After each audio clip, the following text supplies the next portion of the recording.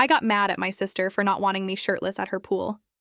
My older sister Casey has always been the type to freak out over every little thing. Like when I was 13 and tried to slide down the stairs on a mattress, she literally called my mom at work screaming about how I was going to break my neck. But this summer when I turned 16, she got way worse about policing everything I did. The whole thing started because Casey has this really nice pool at her apartment complex. It's got these huge lounge chairs and even a hot tub that works most of the time. Since I don't have my license yet and she lives like 20 minutes away, I only get to visit on weekends when my dad drives me over. Casey's been living there for 2 years now with her boyfriend Trevor. Trevor's pretty cool, actually. He works at some tech company and always has the latest gaming stuff set up in their living room. The first few times I came over, everything was normal. We'd swim, order pizza, and just hang out by the pool until it got dark. But then last month, something changed. I was getting ready to jump in the pool when Casey suddenly yelled at me to put my shirt back on. I thought she was joking at first because it's literally a pool and I'm a guy. Every other dude there was shirtless too. She got all red in the face and said the neighbors were complaining. I looked around and there were maybe 3 other families there and none of them seemed to care about anything. One lady was reading a book and completely ignoring everyone. Another family had their own shirtless teenage son doing cannonballs. I told Casey she was being ridiculous, but she wouldn't drop it. She kept saying I was making people uncomfortable and that I needed to respect her space. The whole argument was so stupid that even Trevor tried to tell her she was overreacting, but she just snapped at him too. So I kept my shirt off and got in the pool anyway. Big mistake. Casey literally stormed over to the apartment complex office and came back with this security guard. This middle-aged guy with a clipboard who looked like he'd rather be anywhere else. Casey pointed at me and told him I was causing a disturbance by being inappropriate around families. The security guard looked at me, looked at all the other shirtless guys around the pool, and just said he didn't see any problem. That made Casey even madder. She started yelling about how the complex has rules about proper attire and how I was being disrespectful to women and children. The security guard eventually told her that being shirtless at a pool was completely normal and walked away. But Casey wasn't done. She demanded I leave immediately, not just the pool but her apartment entirely. She said I was banned until I could learn to follow basic decency rules. Trevor tried to calm her down, but she was already packing up our stuff and calling my dad to come pick me up early. The whole ride home, my dad kept asking what happened, and when I told him, he just laughed. He said Casey had always been uptight, but this was next level crazy. He even offered to talk to her, but I told him not to bother. Then my dad got a call from Trevor. Turns out Casey had been acting weird about a lot of stuff lately, not just me. She'd been making him wear a shirt even when he was just walking around their own apartment. She'd been covering up all the mirrors in their bedroom and insisting he change clothes in the bathroom. Trevor was worried about her and wanted to know if our family had any history of anxiety disorders or obsessive behavior. That's when my dad decided to drive over there and have a serious conversation with Casey. What we found out was completely insane. Casey had convinced herself that she was pregnant and that seeing shirtless guys was somehow bad for the baby. She'd been taking pregnancy tests every week for 2 months. And even though they all came back negative, she was sure the tests were wrong. She'd been Googling stuff about pregnancy symptoms and had managed to convince herself that her weird behavior was just protective instincts kicking in. She'd even bought prenatal vitamins and started avoiding caffeine and sushi. The whole pool incident happened because she thought seeing me shirtless would somehow affect her non-existent baby's development. She'd read some article online about pregnant women needing to avoid stressful situations, and for some reason, my chest was stressful to her. Trevor had been trying to get her to see a doctor for weeks, but she kept insisting she knew her own body better than any test. My dad finally convinced her to take a blood test at an actual clinic, and surprise, she wasn't pregnant at all. Turns out Casey had been dealing with some major anxiety issues that started when she moved in with Trevor. After the blood test came back negative, Casey completely shut down for a few days. She didn't yell or argue anymore, she just stopped talking. Trevor told Dad that she spent hours sitting on the couch staring at nothing, like someone had unplugged her. The apartment that used to smell like chlorine and frozen pizza now smelled like medicine and disinfectant wipes. Dad tried to be patient with her, but even he didn't really know how to handle it. He'd bring her food, try to talk about normal stuff, and she'd just nod or mumble something about needing rest. The whole time, Trevor looked like he hadn't slept in a week. He was still trying to hold things together, working from home, cleaning up after her, pretending everything was fine. But it wasn't. When I went back to visit about 2 weeks later, the pool looked different too. The bright summer vibe was gone. The water was cloudy, the chairs were stacked up, and nobody was swimming. Casey didn't want to go near it. She said she could feel bad energy coming from it. When I told her it was just a pool, she gave me this distant smile and said, "You wouldn't understand. It's where everything started." That was when I realized it wasn't just anxiety. Something inside her had cracked. A few days later, she finally agreed to see a therapist. Dad drove her to her appointment himself, even though she protested the whole way. She told him everyone was exaggerating, that she just needed to detox and sleep more. But after a couple of sessions, the therapist called my dad in privately and told him Casey had been experiencing delusional episodes triggered by extreme stress. Basically, she'd convinced herself she was pregnant because it made her feel in control of something. Anything, when her real life felt unstable. Trevor broke down crying when he heard that. He said she'd been talking about quitting her job and moving to the countryside for the baby, and he didn't know how to stop her without making her angry. Things got worse before they got better. Casey started throwing away anything she thought could harm her: makeup, cleaning products, her laptop, even their TV. She said the blue light was dangerous for unborn children. Dad ended up taking her to stay at our house for a while, just so she'd have some stability. It was weird having her back home. She used to be the one telling me what to do. Now I had to remind her to eat, to drink water, to take her medication. Sometimes she'd apologize out of nowhere, saying she didn't mean to ruin the pool day or embarrass me. I told her it was fine, but it wasn't really about that anymore. I just wanted my sister back. Over time, things started improving. The therapy helped, and once the doctor adjusted her medication, she slowly became herself again. One night, she even laughed, like really laughed, while we were watching a dumb sitcom rerun. It was the first time in months that the sound didn't feel forced. A couple of weeks after that, she and Trevor came over for dinner. She brought dessert, actual homemade brownies, and she looked better. Lighter somehow. When we were all sitting at the table, she looked at me and said, "You know, you can be shirtless at my pool again. I think I can handle it now." We all laughed, even Dad. It felt like this huge, heavy weight had finally been lifted off the whole family. Later that night, when everyone had gone to bed, I walked outside and looked up at the stars. I thought about how crazy the whole thing had been, how something as small as a pool argument had turned into a full-on breakdown.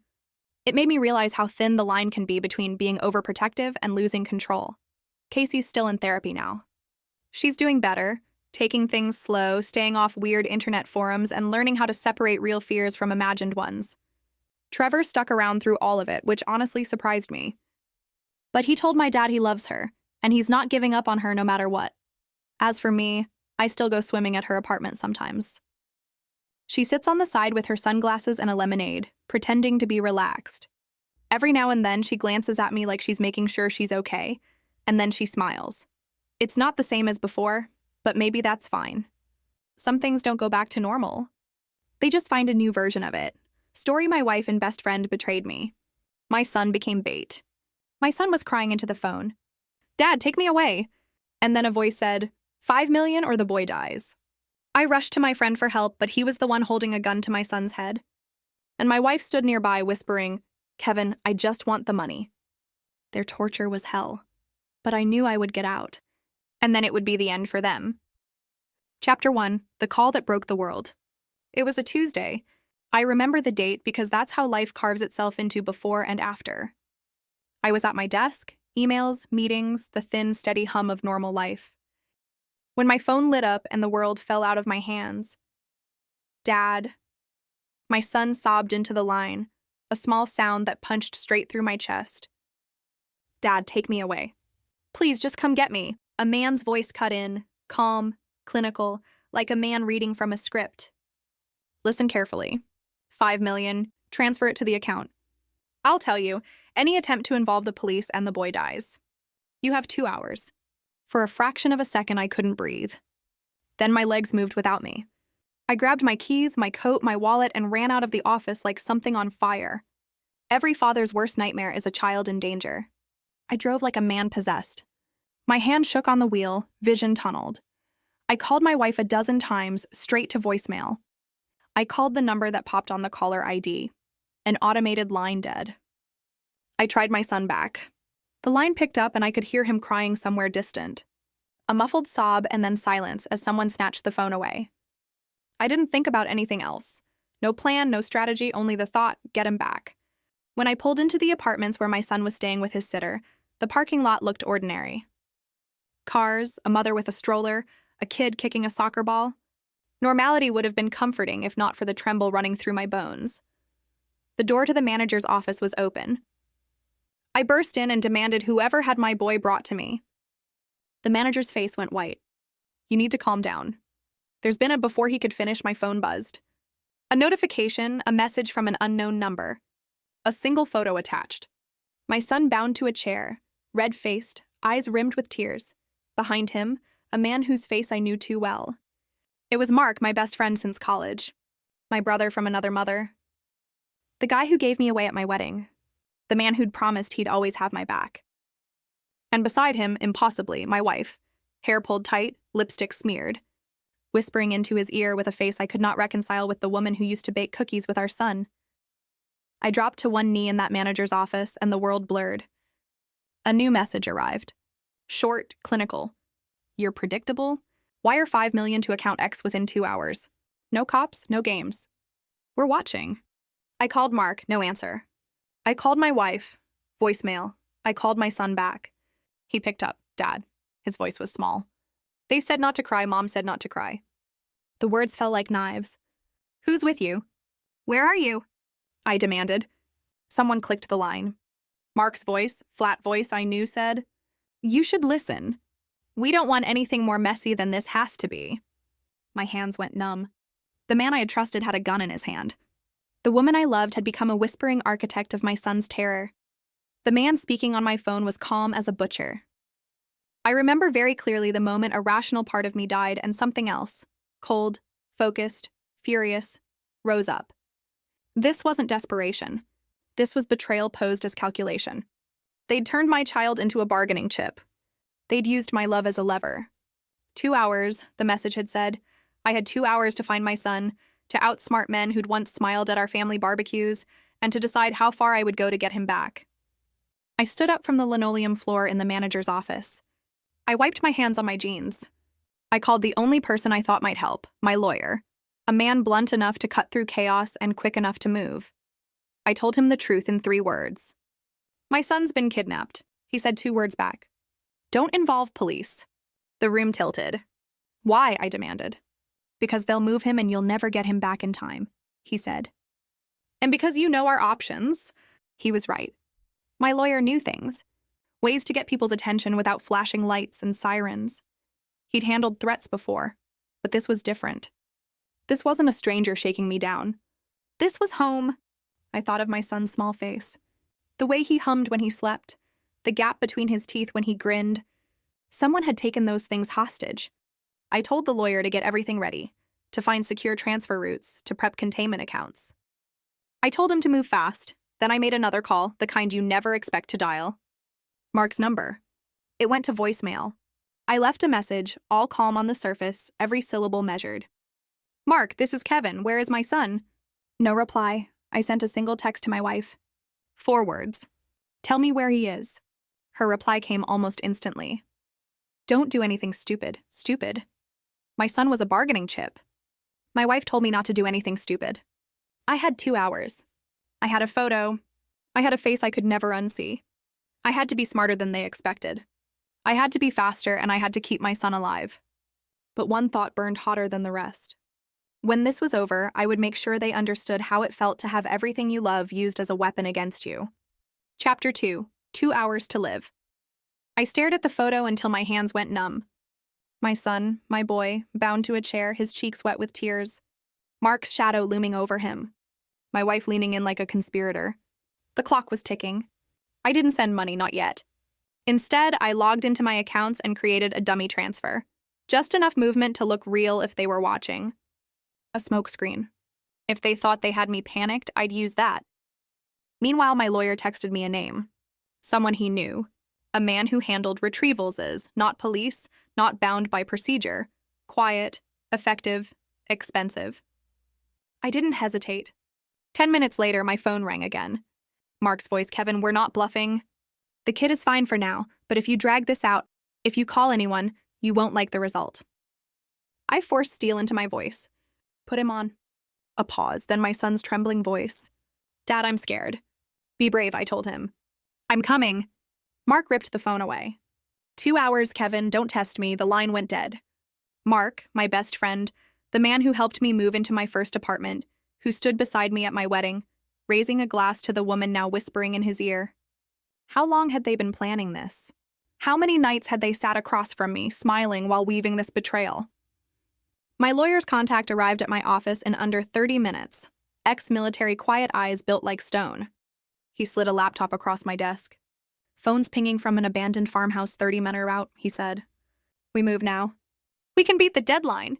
My heart slammed against my ribs, my son's phone. They hadn't thought to ditch it. Maybe arrogance.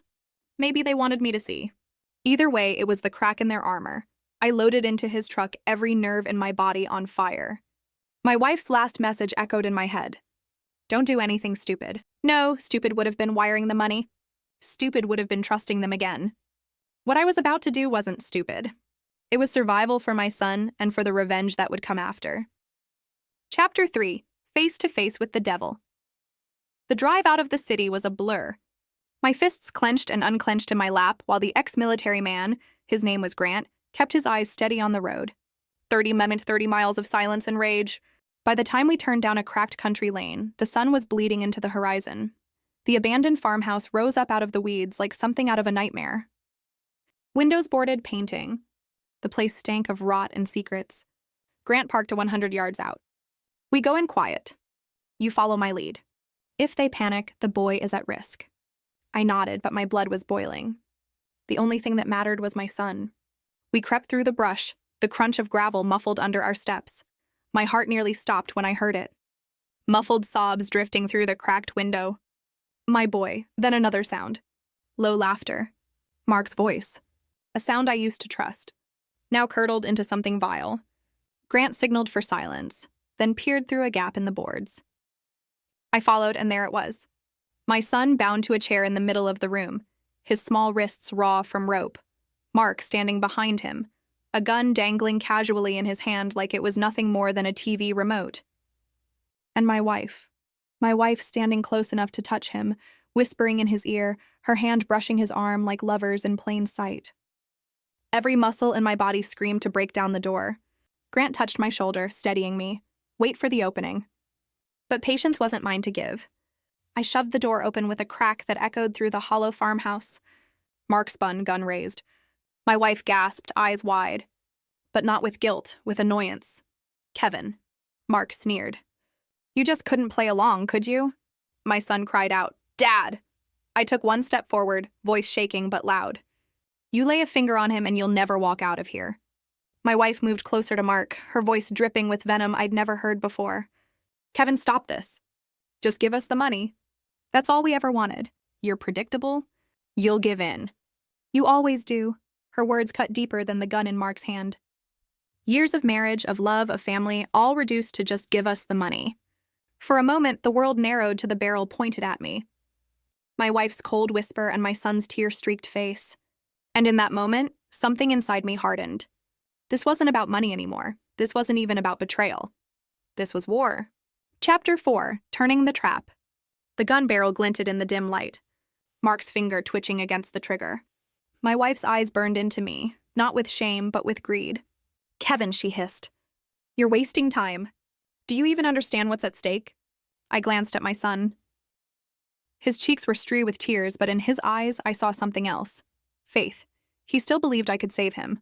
That belief kept me steady. Grant stayed in the shadows by the door, silent, patient. They hadn't noticed him. That was my edge. I raised my hand slowly. All right, I'll transfer the money, but let him go first. Mark laughed, the sound sharp and ugly. You think I'm stupid? Money first? Always money first. But his arrogance blinded him. He didn't notice me shift my weight closer to the broken table by the wall. Didn't notice my thumb slide over the side button of my phone, sending the prearranged signal to my lawyer. The signal activated a hold account, a fake transfer, one that would look real for 20 minutes before collapsing, locking the funds and flagging the trace. It bought me time, and time was all I needed. Mark shoved the gun closer to my son's temple. My wife smirked like she'd already won. "Do it, Kevin," she said softly. "You were always good at following orders." Her voice was poison. But I smiled because for the first time since this nightmare began, I was in control. I tapped at my phone deliberately, making a show of entering the transfer. "It's done. Check it." Mark glanced down at his own phone, eager, greedy. The second his eyes left my son, Grant moved. In one fluid motion, he was behind Mark, wrenching the gun away, slamming him against the wall so hard the boards rattled. My son screamed, my wife shrieked. And I stepped forward, finally free to let the rage boil over. Grant pressed Mark to the ground, the gun now steady in his hands. "It's over," he growled. My wife stumbled back, staring at me as if seeing me for the first time. "Kevin, wait. This isn't what it looks like." I cut her off, my voice low, steady, and colder than ice. "No, this is exactly what it looks like. And now you get to live with it." I untied my son, his small arms wrapping around me like a lifeline. His sobs shook against my chest, but I whispered, "You're safe now. I've got you." For the first time since the call, those words were true. Chapter 5. Tables turned. Mark struggled against Grant's grip, spitting curses through clenched teeth. The same man who once toasted at my wedding was now face down on the rotting floorboards, begging for mercy. My wife stood frozen. The bravado was gone. Her smirk had melted into panic. I pulled my son close, then turned on her. "How long?" My voice was calm, but every word was a blade. Her lips trembled. "Kevin, it wasn't supposed to be like this." "It was just Mark said." I cut her off. No excuses. "How long have you been lying in our bed, smiling in my face while plotting to use our son as bait?" Silence. Her silence was my answer. Grant tossed me Mark's phone. "You'll want this," he said. I scrolled. Messages, plans, bank accounts, photos, proof that my wife and best friend had been planning this for months. Down to the farmhouse, down to the threats, down to the way they thought I'd fold. They wanted $5 million. But what they didn't know was that they'd just handed me the weapon to destroy them without pulling a trigger. Mark looked up at me, face pressed into the dirt. "Kevin, listen. This wasn't personal. It's just money. We can cut you in. Split it. Walk away rich." I almost laughed. "You kidnapped my son. You betrayed my family. And you think this is about money?" I turned to my wife. "You'll get what you wanted. Freedom from me. Freedom to play house with him. But you'll do it without my name, without my money, and without my son." Her eyes widened. "Kevin, please." But I was already walking out the door with my boy in my arms. Grant followed, dragging Mark until police lights flashed in the distance. My lawyer's second signal had done its job. Officers stormed the property, guns raised, shouting commands. By the time they were cuffed and hauled into the night, their empire of lies had crumbled. And me? I drove away with my son asleep against my chest, his breath warm and steady, like a reminder of what truly mattered.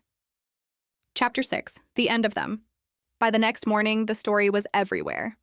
Kidnapping foiled. Wife and husband's best friend arrested in ransom plot, neighbors whispered. Coworkers stared. Reporters camped outside the courthouse. The people who once smiled at my wife in the grocery store now crossed the aisle to avoid her name. My lawyer moved fast. Divorce papers were filed before she even made bail. With the evidence on Mark's phone, the custody battle wasn't a battle at all. The judge's words still ring in my ears. Full custody to the father. Mother is deemed unfit. I walked out of that courtroom with my son's small hand gripping mine. Her desperate eyes burning into my back.